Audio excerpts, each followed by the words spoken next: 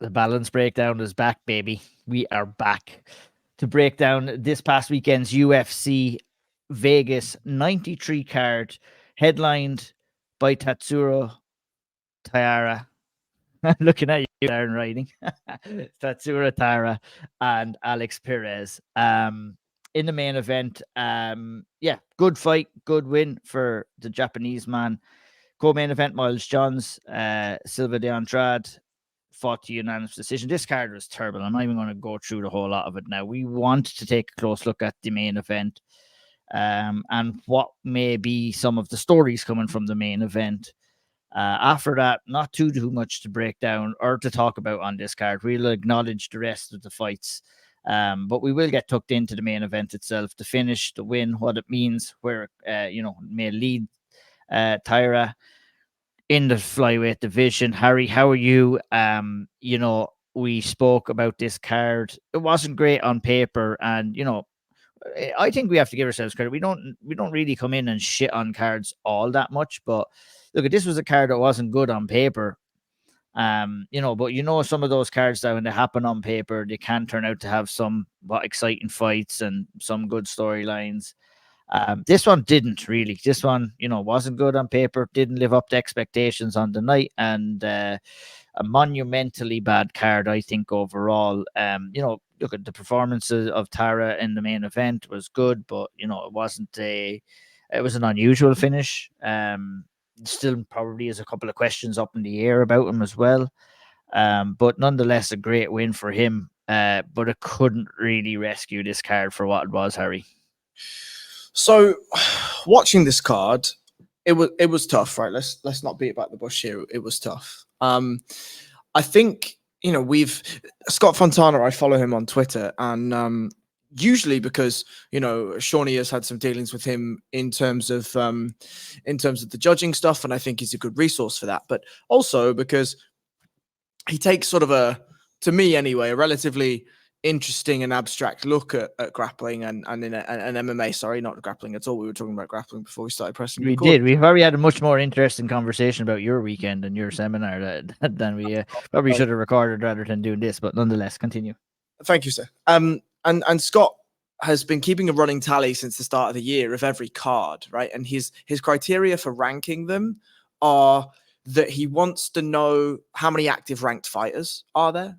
Is there divisional relevance in the fights? And there was a couple of other variables that I won't try and guess because I've forgotten them. But he ranked this as the 8th worst card of the year so far. And it felt like that, right? It felt like that because Taira obviously isn't ranked yet. He will be as at the time that this is released. Perez ranked. I don't think there was another ranked fighter on the card, right? And so that leaves us not necessarily to a lack of skill, but it leads us to a lack of jeopardy. It leads us to a lack of divisional relevance. It leaves us to a lack of significance in the overall landscape of a roster. Obviously, every fight means something to every fighter, and it means the absolute world to these fighters when they step in there and they don the gloves and they try to win their fights. But for us on paper, I think when you see some of the fights were pretty low quality. We'll get to Brady Handstand and Garrett Armfield, which was just an absolutely fucking mental back and forth great fight. But most of them, like we look at the co-main event, just an average fight. Not a lot happened. Nobody took control. Same with Adam Fujic and Josh Quinlan, for instance, and we'll get there too. But the main event, it was what we were waiting for. Is Tatsuro Taira. It was Alex Perez. Can he turn him away? Can he win? What happens? And I think the way the fight ended, although in my opinion, very legitimate, it is an unfortunate reflection of how the card really looked, which was it left us quite deflated. You know what I mean? 100% know what you mean. I watched, this card on Saturday as it was happening. I messaged you again on Sunday morning just to let you know. I know how in-depth you look at these fights. I kind of keep a broader outlook on most of the fights. You take a deeper look analytically. That's how we kind of, break down all of the fights here.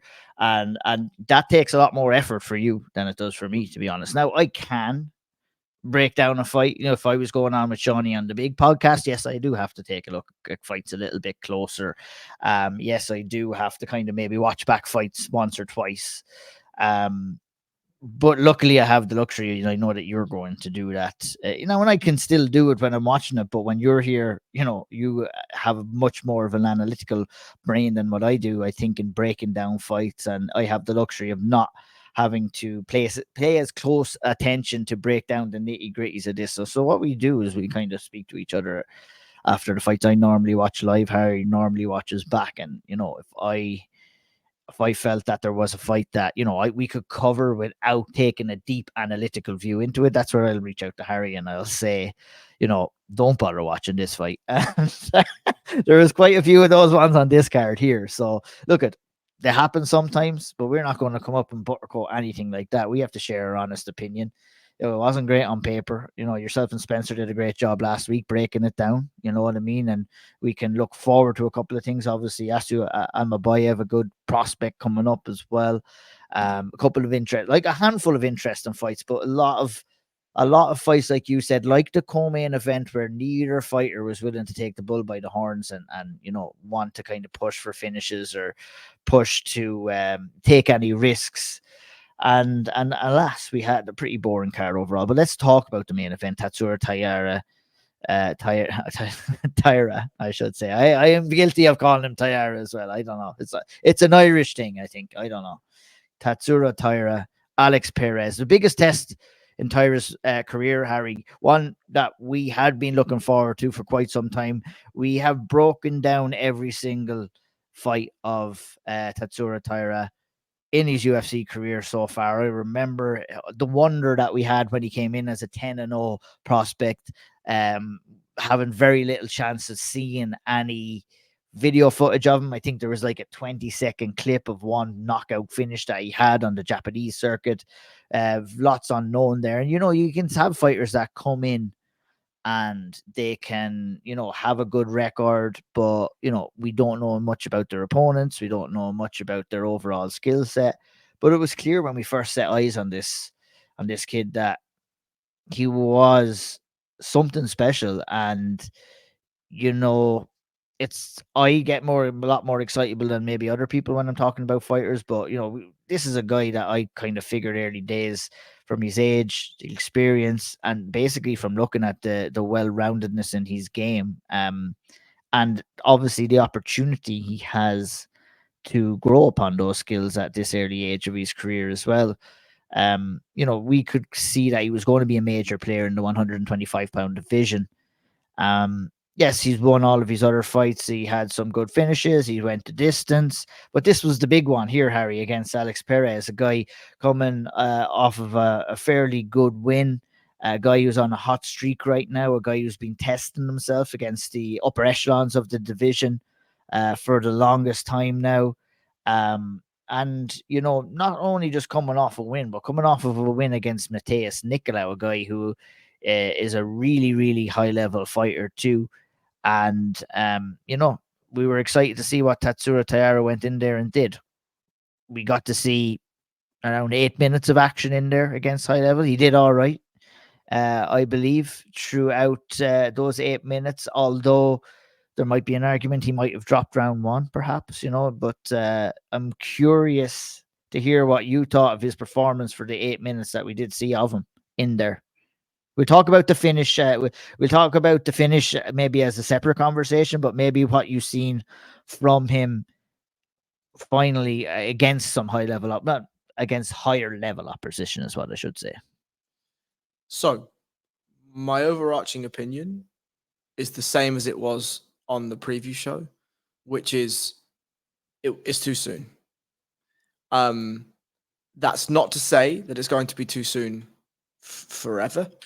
I think he didn't look out of place in there. He made some really, really, really solid and smart adjustments in there. However, when we have seen Alex Perez in the past, one of his Achilles heels has been the grappling elements of mixed martial arts, right? Specifically the jiu-jitsu elements of mixed martial arts. And it felt to me that the moment that Tatsuro Taira got to his bag, which was that single, failed double, finished single in that second round, we saw the same holes again in Alex Perez. Now, we can argue that Tatsuro Taira took a round to get there, but I think for me, what we saw Tatsuro Taira look for is, can I hang on the feet with this guy?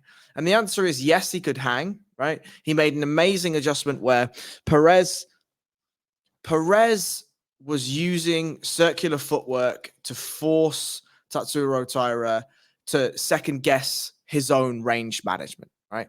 Taira is used to skulking the pocket, stepping forward on that really clean jab, forcing people backwards, and getting respect for that reaction. Perez just said, that's fun and stuff, but what I'm going to do is I'm going to move laterally quicker than you are, and then I'm going to blitz you with hooks, and then you have to make a decision. Is your head movement good enough that you can slip these shots, stay in the pocket, square your feet up, and land a big shot on me? Or are you going to have to back up? And the answer was, you're going to have to back up. And Perez was doing some good work against the cage with dirty boxing and these sorts of things. But what we saw from the adjustment element of Taira in that first round was he would take a slight step off. When Perez stepped in, he'd look for the tie clinch immediately. The knees from the tie clinch were nice. There were some really nice uppercuts from that tie clinch. And Perez got his shots off, right? Don't get me wrong. Perez got his shots off in those moments. I did score the first round too, Alex Perez. But Taira didn't look completely out of place. And the thing that really is the high note of that round is that he had a problem, saw the problem, and attempted a solution. Now, the solution wasn't perfect. That's fine. There's no problem with that. But he attempted a solution to the problem. And that, to me, is the most important element of the round. As I say, I scored the round for Perez.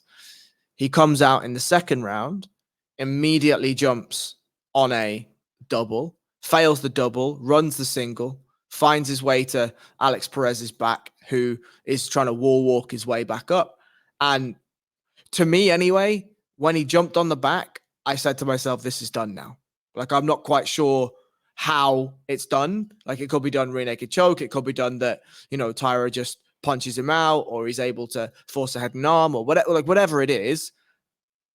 Having seen Taira on the back and seeing his ability from the back in previous bouts, I had a feeling that it was done. At the very least, I had a feeling that Alex Perez was not escaping in that round. And yeah, I would be the exact same as that. And I mean, you just go back to round one. I think where you got to give Taira credit is that, he did try to mix it up on the feet. And that's what we want to see when fighters sometimes. Look, he's a guy that is more known for his grappling and has got most of his success from grappling inside the UFC so far. And the same with this fight as well. But, he did try his hand, and Perez did cause him some problems, and he came out with a hell of a lot more urgency in round two. And, more, I don't know what his corner did say to him specifically, but I would assume it's like, let's quit fucking about on the feet here and let's bring it into the realms where you're the most comfortable. So, I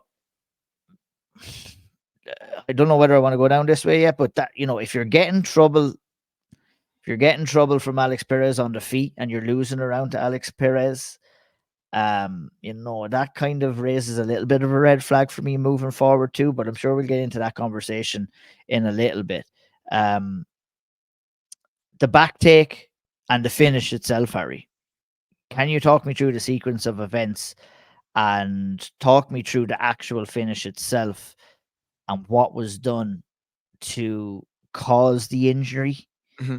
And if it was, in your opinion, if it was meant or if it was a freak accident? Definitely wasn't meant. Definitely was not intentional. So what I wrote in the spotlight this week was that the end result of the position is what Taira wanted. He wanted Perez belly down in back mount. That is definitely what we are looking for here. So I'll start at the start of your question and I'll get back to where I've just left off. So Taira takes Perez down. Perez starts to wall walk to get back up. Does an okay job at keeping one of his shoulders on the mat, but Taira is just so clean at exposing that inside hook that he jumps on the hook, forces Perez to deal with the second hook, lands the second hook. Perez chooses to stand, which in my opinion isn't a great choice in MMA unless you're willing to 4-point and then force people up over the top of you. Just standing in MMA now, I'm not sure is the best answer.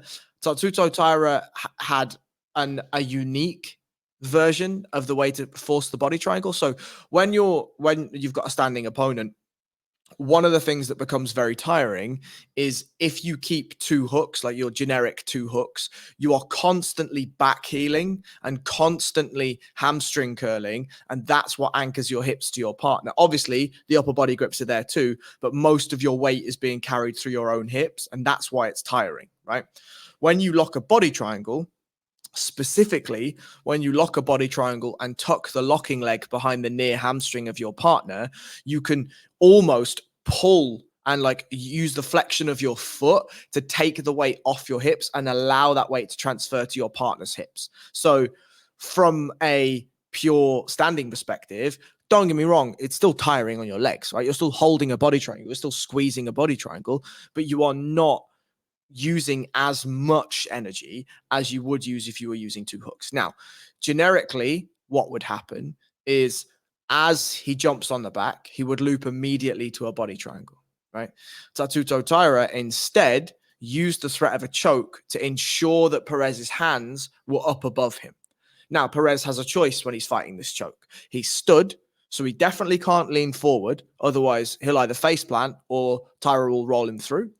Or he can start to fall backwards, and obviously then he's on the deck, and clearly he's not comfortable with that position. That's why he stood in the first place. So he's definitely going to keep his posture, and that means that Taira has the opportunity to start to manipulate his legs.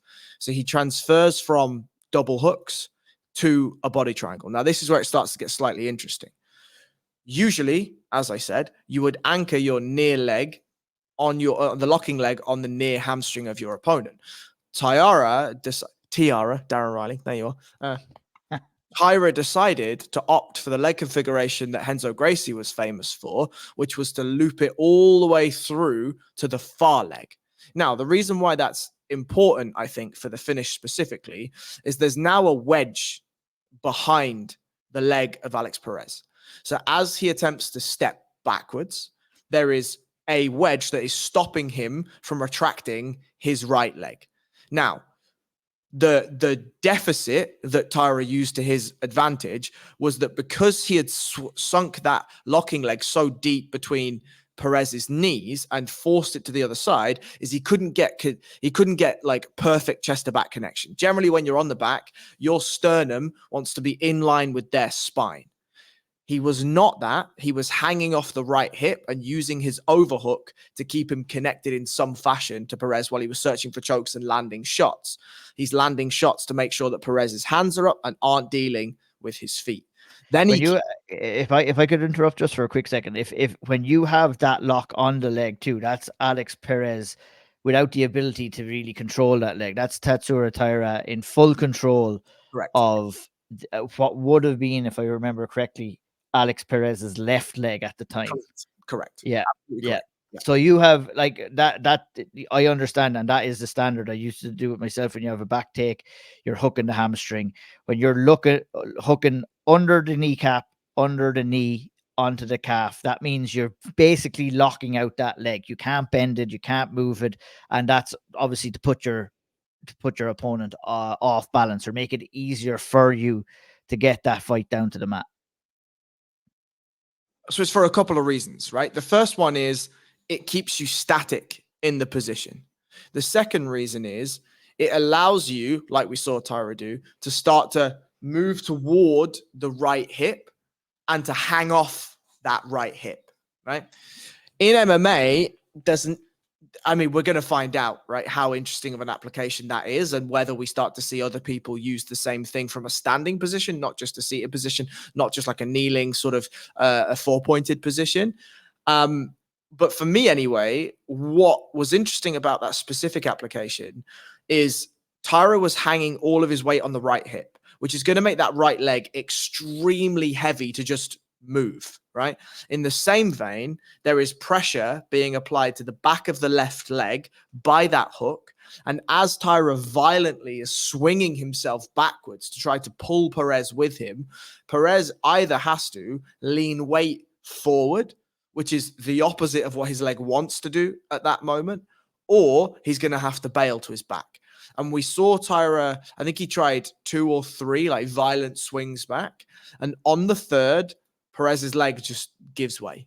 Right? I think a lot of people might have got confused that the leg that got hurt wasn't even the leg that was entangled. It was the other supporting leg. Yeah. So I think maybe a lot of people thought that was like a special move, that when you have that leg tied under the calf, that done some damage, or it was overextended and caused some damage. No, it was actually the other leg. It was the right leg of Perez that just, the same as any leg, when you have it planted and you twist it, it's going to go as well. And, like you said, Taira did it a couple of times, probably did some slight damage. But I think the grave mistake in that sequence of events was that Alex Perez didn't submit to his back and just didn't crash down to the mat himself. And I would have probably saved his leg if he had chosen to do so. Agreed. And he probably would have ended up getting finished anyway, right? Any which way, but at least he's getting fucking finished, and he doesn't have to go and get some ACL surgery or whatever is wrong. Hopefully it's nothing too serious, but it looked pretty serious. Agreed. I mean, so effectively, because the weight is through that right leg, when Taira pulls him backwards, he's not able to remove his heel from the floor. Right? If he was able to kick his heel out, he'd have just collapsed backwards. But as Taira pulls him, there was an amazing camera angle of it that surfaced up on Twitter, and it was like the front version of as Taira pulls him, and you can see that the left leg collapses. Right? Of course it does, because Taira's leg's behind it, and so it's kicking it away from the mat. And as Perez starts to buckle and turn, and this is where the freak nature of the accident is coming, is Taira's pulling him with that overhook. So he's pulling him towards his left-hand side, but his right leg can't move. And so it just internally rotates and then buckles. And that's where you're looking at significant knee damage. And as I say, Alex Perez is a very tough man, as all of the fighters are. But if you're getting to the ranked position that Alex Perez is, you are a very, very tough man. As soon as he hit the deck, he was tapping. And so that tells you exactly the level of pain that he was in, and exactly the level of fear, I suppose, and shock and anguish that he was in as his knee had started to buckle. And I'll repeat what I said on the spotlight. I do not think that it was Taira's intention to pull him down and twist the knee at the same time. I think his entire intention was to kick the leg out and force Alex Perez belly down as he rolled him, and then obviously try and finish him from there. But it just so happened that, unfortunately, we didn't get to see that fight play out in its maybe more natural occurrence, and Alex Perez picks up the injury. But an interesting win from Tatsuro Taira. Interesting win, and look at good technique and good response after first round too. That's what I want to say about Taira. I think, a kid going in there against that level of opposition and dropping around, you could crumble under the pressure there. He didn't. He kind of took the bull by the horns, got to the back position. Yeah, call what you want with the finish. Yeah, I wouldn't say it's luck. I definitely wouldn't say that was luck. There was an intent to get Alex Perez down, and unfortunately, that intent to get him down caused him a big, big injury. And hopefully he makes a speedy recovery. Head over and check out the Severe Spotlight on SevereMMA.com to get much more of a Harry waxing lyrical about that finish and a detailed breakdown of that as well. Let's talk about the next steps here for Tatsuro Taira. And he's right in the mix right now, beating Alex Perez. Was ranked number 5. The rankings, I'm not sure where they released today. I'm not sure where he finds himself right now. But he's right up there in the mix, Harry, at the upper echelon of the flyweight division. And it begs the question, what you would like to see next for the Japanese man. This was almost the worst case scenario here, right? The worst case scenario is, and I don't get me wrong, I'm not too low on this win, right? I just think that I don't have a huge problem with Taira losing round one. I think it was a tactical error, but in the same vein, he has to go out and he has to test himself against these guys at some point. And if he knew that he had the grappling in the back pocket, that was something that he was very, very, very confident in, that he could go in and grab at any time and start using, then fine. I would have preferred to see him use the Khabib Nurmagomedov route, where you take him down for 2 rounds, you exhaust him, and then let's start doing some of the striking. Now let's start to see where we are. But I have mad respect for him going out and just immediately looking to start striking with Alex Perez. Alex Perez is a good MMA striker. We know this. He's certainly not anyone to be slouched at. A bit of perennial sort of top five lingering fighter for a long time. And that really means something in a division as stacked as 125. So the reason why I say it's the worst thing that could have happened is he got the win. It was controversial, so people aren't super duper necessarily hyped about it. But his record says 16-0, X amount of finishes, and we're going to the races with a guy that's, you know, in that top 5. And I honestly, I don't want to see it. I don't want to see it just yet. I don't think there's any rush for this. Like, I know that Taira Lembekov missed weight. I wouldn't mind them putting that matchup together necessarily. I know that Taira is far further down the rankings than Alex Perez was, but I wrote, you know, a significant portion of the article was discussing how basically Shawnee's prophecy, right? Which is, you want to get the best fighters fighting the best fighters when they are the best. Tatsuro Taira is probably 2 or 3 years away from even remotely coming into his best, right? There are things that need to be fixed. There are strategy, there are tactics that need to be fixed. And one of the reasons we love watching fighters rise from sort of early prelim fighters, curtain jerkers, to then going through and finding their way in the UFC and being tested at every level is because we know and we have seen proof at every level that they are ready. And so we can be excited without any hesitation that that fighter is at that level. And I'm not sure, regardless of the win, regardless of the beautiful low kicks, regardless of the pumping jab when he got it going, regardless of, you know, the adjustment that he made with the tie clinch, I'm not sure that Tatsuro Taira is ready for the top 5. And whilst, as a final point, whilst it's not the end of the world if he loses, he's 24 years of age, there is absolutely no rush and he will bounce back. I just don't know why we need to take that risk right now. And so in terms of what's next, I would like somebody in the top 10 that is not in the top 5. Interesting. I can't disagree with anything that you said there, to be honest. But in the same breath, I think there's no chance that that's going to happen. Like, he's going to be thrown in there with top 5 competition next, and that's without a doubt in my mind, to tell you the truth.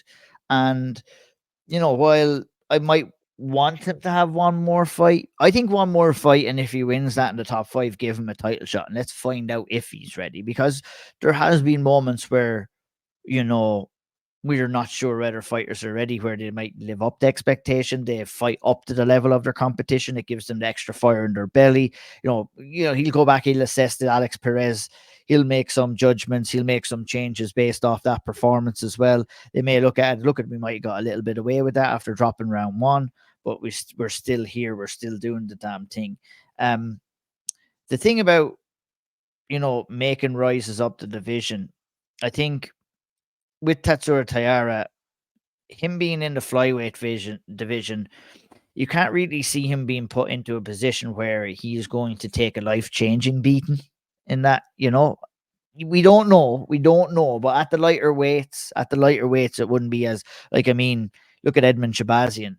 like he got thrown into the wolves too much. But at middleweight, the finish rate, the power and shots and stuff like that, it's not going to be as, you know, it's not statistically, I made a fuck of that word, but it's not statistically as detrimental. Go on, you come on, you can come in here and kind of counter argument to that point if you want. Concussive blows are concussive blows, right? Like, I know what you're meaning by the sort of the pound for pound power ratio and the statistics of what the level of damage is going to be, but a head kick's still a head kick, right? You know what I mean? For sure, yeah, I get you. And let's just very quickly, I'm going to pull up our friends over at Topology there. Sorry, Shawnee. They're saying he's dropped in at rank 8, right? So we're just going to have a quick look here. So yeah, those ones are always massively off, though. I think we should look at probably the UFC official top 5 rankings. So I'd imagine he'll go in at number 6. He'll take Perez's. Probably. He'll take Perez's, yeah. Usyk is fighting Kai Kara France. Fine. Mohamed Mokaev is fighting Manel Kape. Fine. So we've got Brandon Moreno, Amir Albazi, Brandon Royval, these sorts of names, right? And I am not sure I want to see any of them. You know what I mean? Like, if I was to really pick a name, it's going to be Amir Albazi, right? Because Amir Albazi can grapple. And so there's some interesting elements as to whether Taira can take Albazi down. Can he submit him? Can he deal with him? But Albazi can box too, right? Like, don't get it twisted. Albazi is just fine on the feet. And that's still not, if we saw the same Taira that we saw on Saturday night, that's a tough fight as well. But it's a tough fight. They're all going to be tough fights, though. They're all going to be tough. Top 5. I mean, you're not going to get an easy fight up there, and you know he got past Alex Perez. So, like, I'm all for one more, and if he wins that, give him the title shot. So who's the name? It is Albazi. Albazi is the only one that makes sense in that division right now. Either that or the winner of Mokaev and Kape. That's what I'm looking at. I will say, though, in terms of stylistic matchup, Tatsuro Taira and Mohamed Mokaev is absolute fucking flames. Because look at, if we could be having the exact same conversation here about Mohamed Mokaev if he does manage to get past Manel Kape as well. Whereas that, you know, we don't believe that he might be ready for a title shot next. But sometimes in order to get better, you need to be trusted into those kind of situations and to kind of learn the hard way, if you know, and there's no harder way that you will learn by, you know, losing a title shot or just being beaten by a better guy on the night. Like, you know, the secret recipe to success, isn't that what Graham says, is sometimes a loss, you know? So I mean, that's why I think is so much better in terms of a well-rounded skill set, a tested skill set against good level fighters. Like, let's just very, very, very quickly just compare the records, right, of who they fought in the UFC. So Taira, he has it's not fair to do that either, though. I know he has had better opposition, but and has looked good doing it, right? Would you really fancy Mohamed Mokaev more on the feet than Tatsuro Taira? Like, I mean, he showed a good job the other night.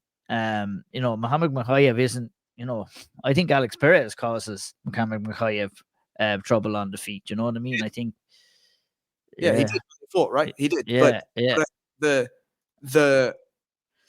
but the reason why I think that fight is flames, right, is because just overarchingly, as we've talked about, I think a grappling approach always beats a jiu-jitsu approach, right? And Taira is still very much, he's got grappling, right? I'm not saying he can't grapple. He definitely can. He definitely can wrestle. But his primary thing is that he wants to do jiu-jitsu, right? He wants to take people's backs. He wants to choke them. He wants to armbar them, etc., etc., etc.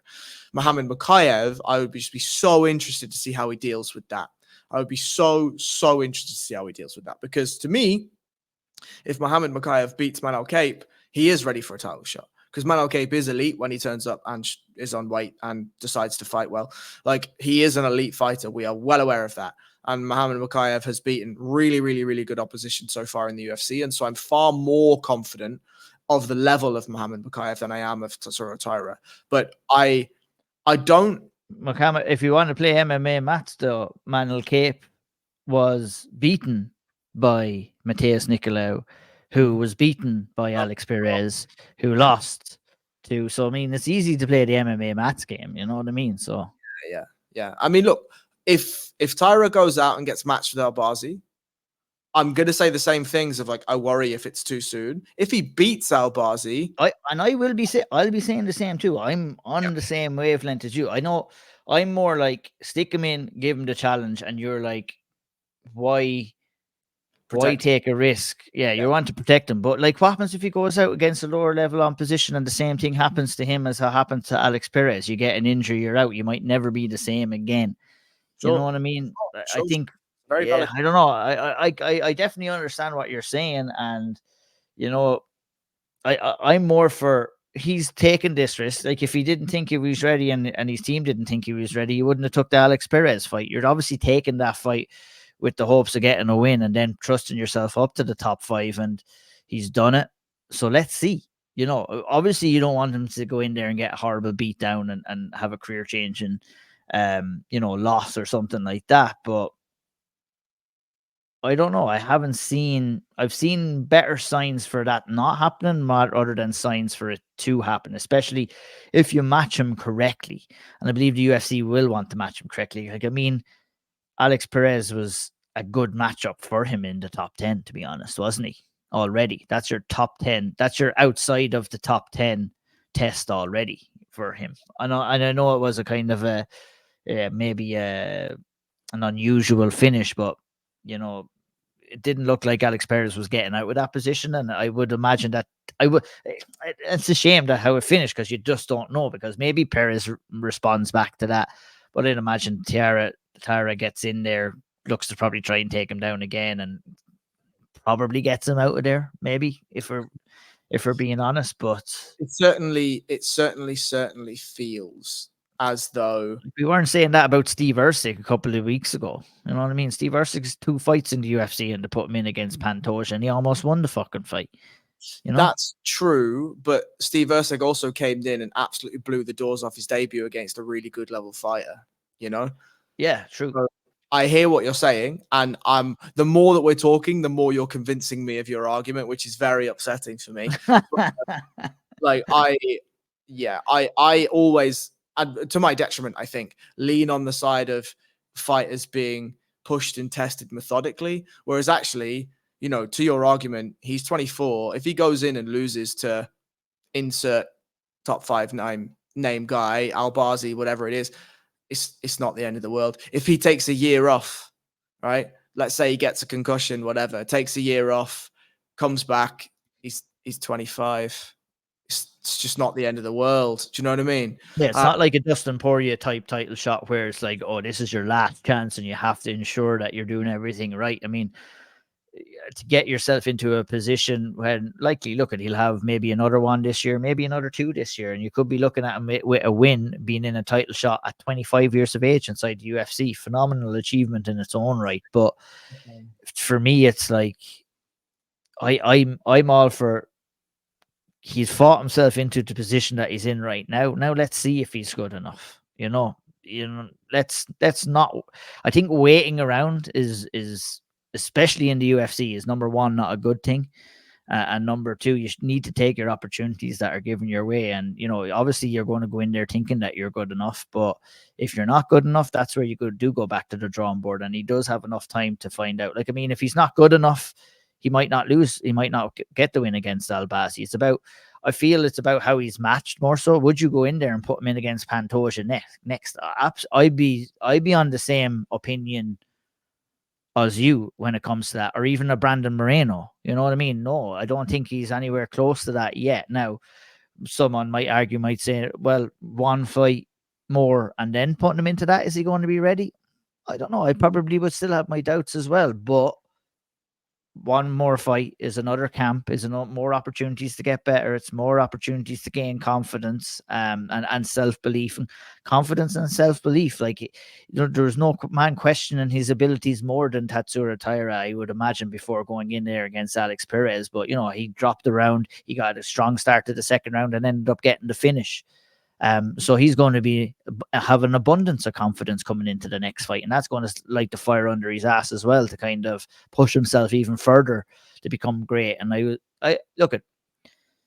I guess my overall opinion is that let's not stand in the way of potential greatness. You know what I mean? If it's going to happen, it's going to happen, and if it's not going to happen, it's not going to happen. And this is the fucking fight game. Sometimes you have some great stories, and sometimes you get some harsh lessons. And I want to see it progress the way it should progress.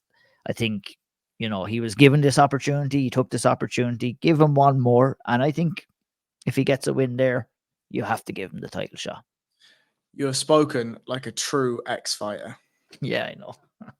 You're like, fucking put me in there. I'll batter anyone. And I'm like, okay.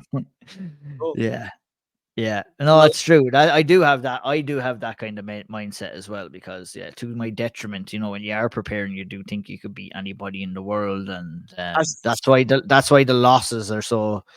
They're so bad when you do get a bad loss, or where people react to losses so bad, is because you have to have that sense of delusion about who you are and how you can do it. But you also, if you stay getting hand ups and hand ups and hand ups, if he fights another guy in the ranked 6 to 10 or in the top 15 that's outside the top 5, and he goes and gets a win, then we're still left in the same kind of questions, Harry, I believe, with him, than what we would be if we are going to match him up with whoever we're saying we're matching up with. I forget.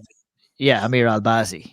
Yeah, to me, if he goes out and fights a 6 through 10 guy, then very legitimately I could turn around and say, well, I know what that ranking means, especially in this division. I know what that ranking means.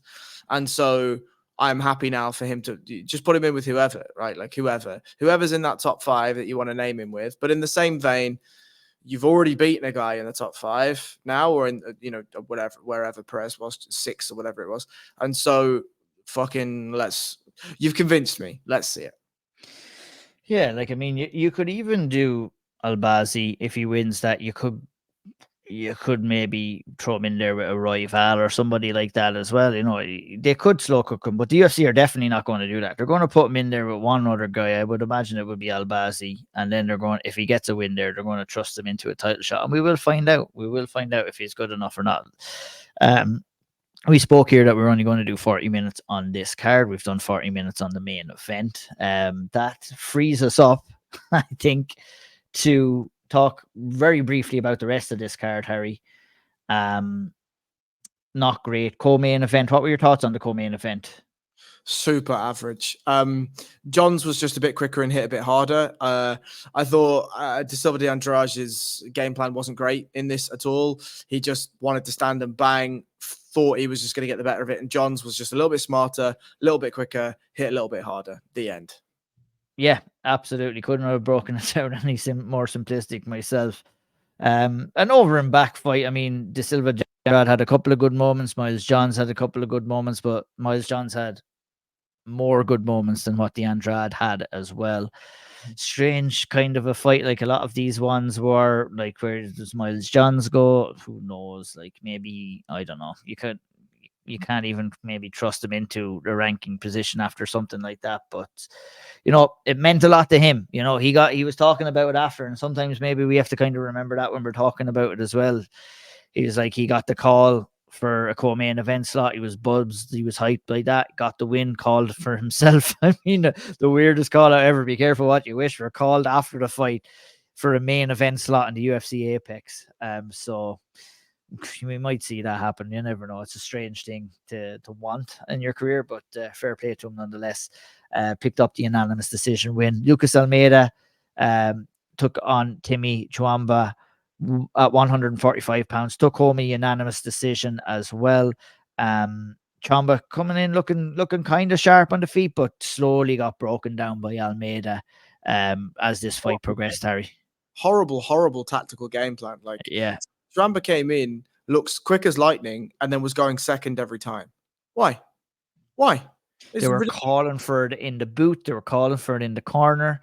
Then Thomas was calling for it. He was waiting. And anytime that he did have the confidence to actually fire in the exchange, like when these two guys started exchange, he was getting off his 1-2s quite well. He was just so hesitant to do it. Yeah, I mean, I kind of get it because he waited that long anyway, and he then got clipped a bit, and his left eye had been puffed off a little bit, and he's like, "Oh fuck, this guy hits hard. He's good, right? He can strike. He's got a good jab, blah blah blah." And then Chuamba was just diving on takedowns, and Almeida was like, "Yeah, this is grand, fella. We're not going to the ground today. Like, I'm just gonna beat you up." And yeah, I mean, obviously I don't listen to the comms, right? But I'd have been fucking screaming at him to go first as well. He was so quick. He was so quick. He was so much quicker than Almeida, but Almeida's range game was better, and he was just like, "Oh, you're not going to come forward, so I'm just going to bat you."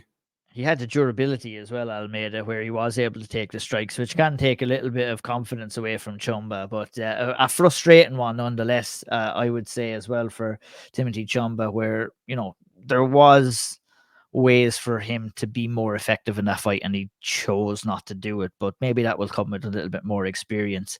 Moving on, go ahead, Harry. Decent fighter, though.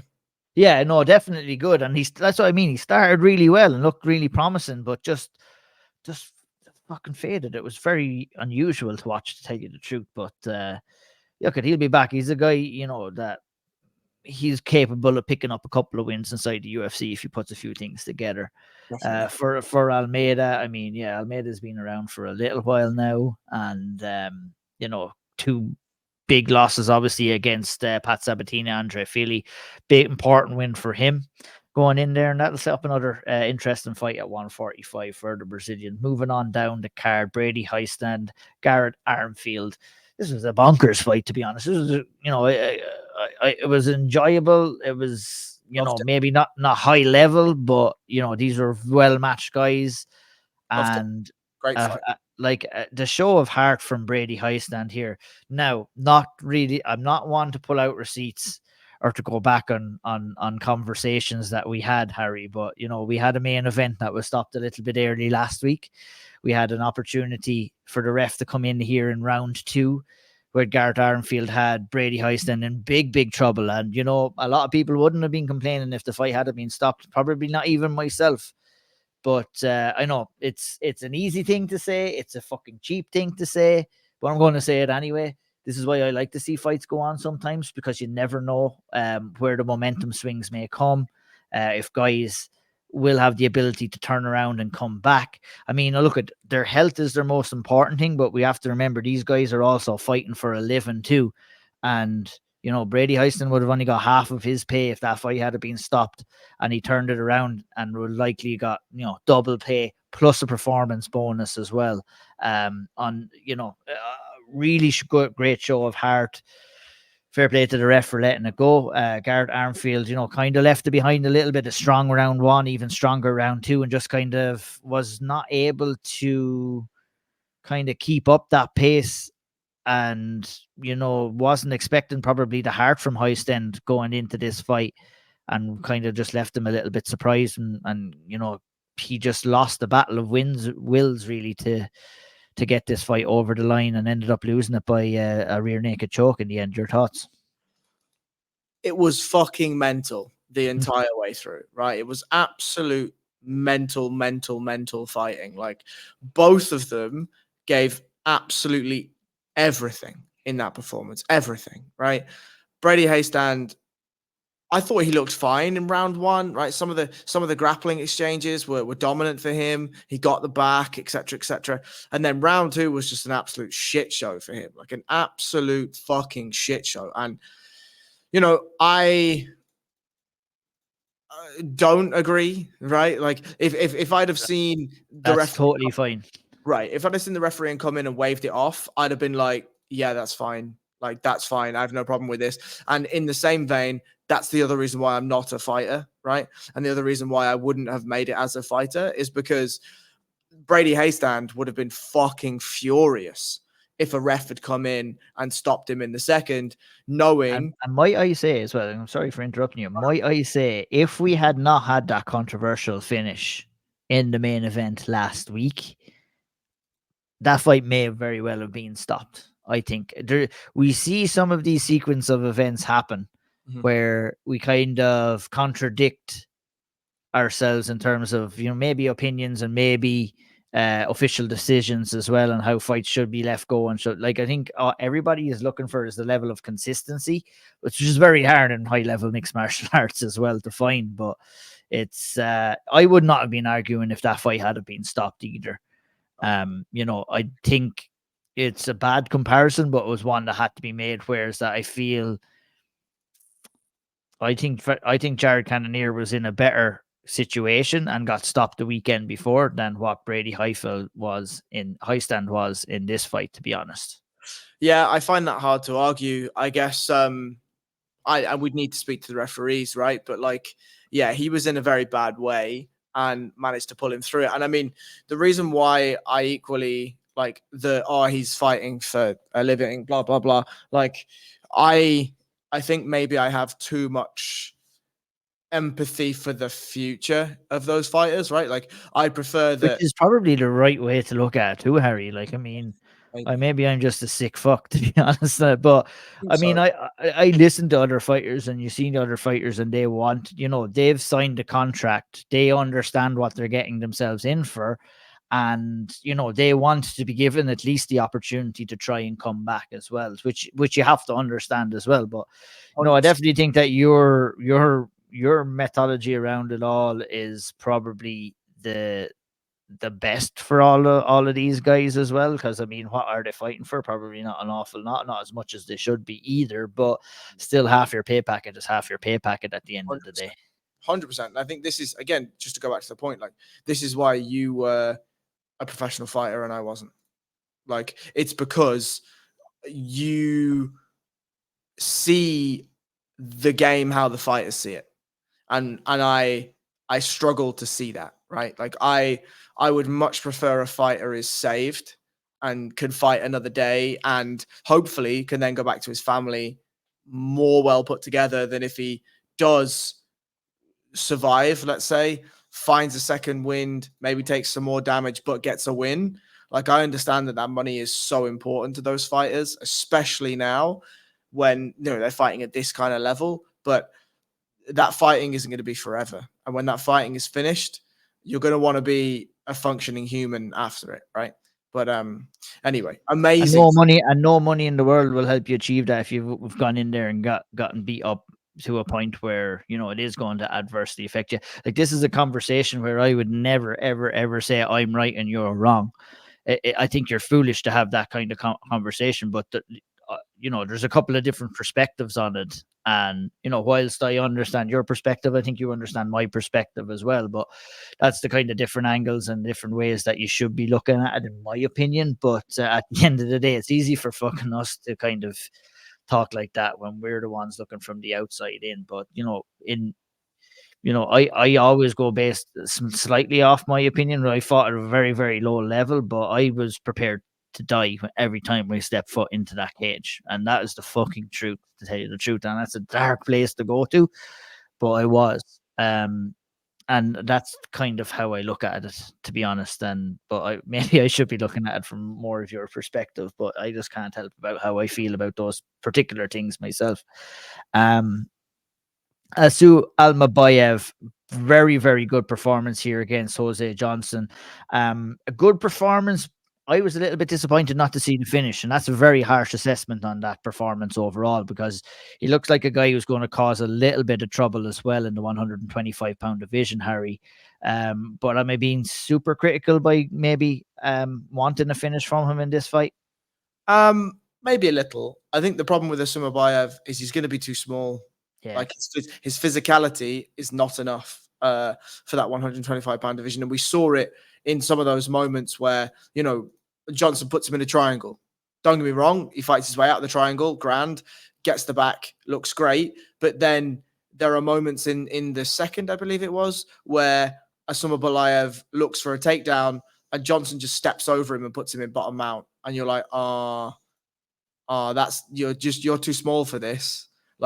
He's a very, very technical grappler, a very technical fighter, but sometimes that physicality really means something. And that is something that he can change, right? Obviously, he can get bigger. He can put some size on. He can put some strength on. All of that is fine. It's not like his frame is so tiny, but it's going to need to happen. If he's going to be knocking on the door of the upper echelon of the UFC, like you go and you look at Alexander Pantoja, right? He is shredded, absolutely shredded, super muscle bound, super athlete. If you're Asuma Balayev, if you get chucked in there tomorrow, it's just not enough. Like the physicality is just not enough right now. But for me to be complaining about physicality just tells you how impressive his actual performance was. So yeah, I was really happy with his performance. Really happy. Yeah, very good performance too. Like I said, I mean super critical, but he's a guy we will see a little bit more up towards the top of the 125-pound division. I definitely think top 15 for sure, but we'll see how far he goes. I don't think he's got a run in the title with him. Like I said, I think the size disparity is going to be it's going to hurt him. It's going to hurt him sooner rather than later. Let's run through the prelims. Oh no, last fight on the main card, excuse me. Ajim Fujit versus Josh Quinlan. Very good fight on paper. Split decision. Close fight on the night. Over and back as well. A little bit of controversy around the scorecards here. A lot of people online scoring round one for Josh Quinlan. I think 2 out of the 3 judges did give it to Adam Fujit on the night. It was a close fight though, Harry, in reality. Yeah, in my notes, I wrote within the first 2 minutes that Quinlan hits harder than Fujit, but Fujit is landing way more. And so that I wrote, within 2 minutes, this is going to be a close fight.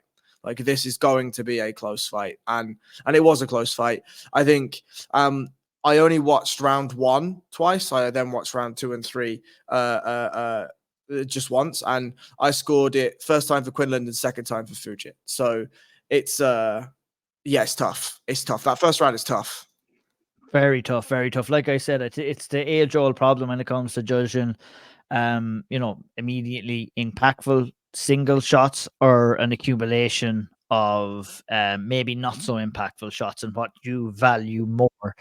I always try to lean on the side of what the judges see cage side as to what we see on the TV as well. So, it's like a close fight, no robberies, no nothing like that. People like to get up in arms and stuff, but I had a few people saying that they thought it was fairly bad, but I thought it was just a close fight. And either or. I wasn't too up in arms about the result either. A split decision for Adam Fujit, bounces back from that loss over Mike Malott. Moving on down into the prelim section, we'll run really quickly through this. Nate Maness back down at 125. Well, not back down. He's been down there for a couple of fights now. Took on Jimmy Flick. A fight, to me, to be honest, that I would have expected Nate Maness to go out there and win relatively easy. I'm not the biggest fan of Jimmy Flick and what he's about. Like, decent grappling, but Nate Maness has the grappling ability to kind of nullify pretty much everything that Jimmy Flick put together. I thought the biggest kind of advantage Nate Maness would have had here would have been on the feet, but didn't really choose to stand and strike all that long against Jimmy Flick, and made the fight a lot harder than I think he did. One person said on Twitter, with all due respect to Nate Maness, that he fought the fight like a guy who backed himself to win by decision. And I kind of felt that way, where he wasn't looking to take any chances, wasn't looking to kind of push for a finish, was more than happy and kind of figured out early in this fight that he was the better fighter. And look, he wanted to get back into the win column, I'm sure, as well. So no problems there. Got the win. Fight of the night went to Gabriela Fernandez versus Carly Judice. Split decision there, close fight. It was a good fight, low quality, but a good fight. Weston Wilson picked up a triangle armbar over Jekka Saragi. Miguel Costa picked up a rear naked choke over Shaila Nurdenbeke in round 3. And Swedish Josephine Knutsson took out Julia Polastri from Brazil by unanimous decision. She remains undefeated. Still has a little bit of work to do. I don't think she'll be making any major waves in the rankings yet, but she still has a lot of time, still undefeated as well. I'm going to go back to you, Harry, about to talk about the two finishes. Weston Wilson with the triangle armbar, very beautiful finish, if I do say so myself, wicked fast. And obviously Miguel Costa picking up the win over Nordon Becke as well, which was a little bit of a grueling fight before the finish. Did well to kind of snatch that rear naked choke as well. Your thoughts on both of those finishes before we wrap it up? Nurdenbecker gassed and Costa didn't. Nurdenbecker just looked absolutely ginormous in there, and that seemed to cost him in his cardio. Costa did a good job of using Kimuras to get space back when he was on bottom, and eventually started stuffing takedowns as Nurdenbecker got more and more tired. Nice rear naked choke finish. He uses the mandible strangle to pull that arm underneath the chin and get a full rear naked. Very nice. And Weston Wilson looked great. Really, really, really good. I liked his use of the guillotine. And then when he tried to switch off from an arm into a high wrist and realized it was going to fail, he immediately looked to go to the next option, which was overhook into a triangle. And then the rest was just fantastic. Did a good job of actually locking in the triangle properly and making Saragi actually defend that, and then switching off to the eventual armbar, which I think is very, very, very, very, very good grappling. Big win too for Weston Wilson. Was absolutely pumped after it as well. Likely fighting for his UFC career, having lost his opening 2 UFC fights as well. And that wraps us up. I mean, we always do this, Harry. We always say we're going to do a really quick podcast, but we got sucked in by Taira and what's next for him. Of course, a little bit about the stoppages, but that's what happens sometimes. Hope everybody did enjoy the balance breakdown. Like I said, head over there, check out the Severe Spotlight.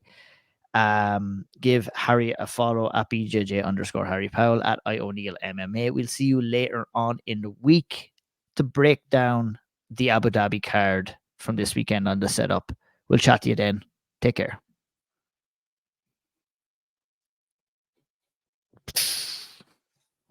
Come on.